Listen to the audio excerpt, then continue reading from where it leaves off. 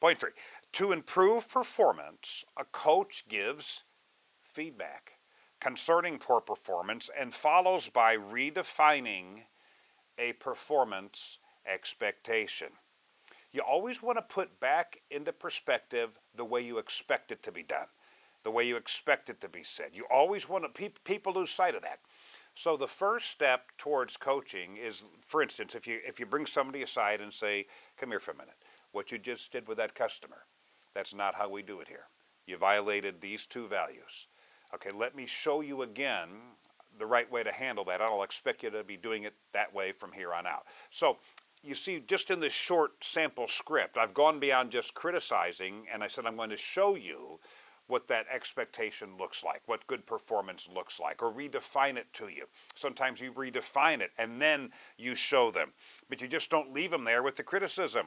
Take a look here at point A, which will support number 3.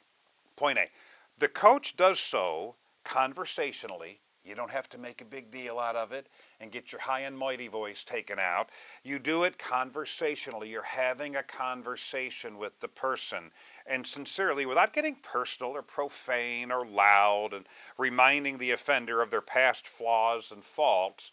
Sometimes we bring somebody aside and we remind them of the last 10 things they screwed up. Well, listen, that's just beating people up, and it takes the focus off the issue at hand now. What's most important is the issue at hand now. And when you're mentioning all those other things, you've just shifted your focus. You're defeating your purpose away from what's most important now to all this other stuff.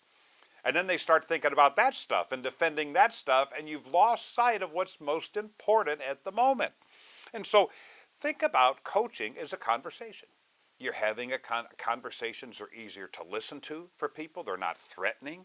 You're more likely to get through, rather than if you take out your accountability voice or get up on your soapbox and you start lecturing people or talking down to people or, again, getting personal, profane, loud. You don't have to do that. That just, again, distracts from the message, the point you're trying to get across. And so you're going to redefine a performance expectation, and you're going to have a conversation with the person. Some of us, we have the conversation, but we still are getting personal and profane and loud, and clean up the conversation. It'll be easier to listen to, and you'll be more likely to get your point across. All right? Maybe we have some tweaks we need to make a little bit here. Let's move now to point 4.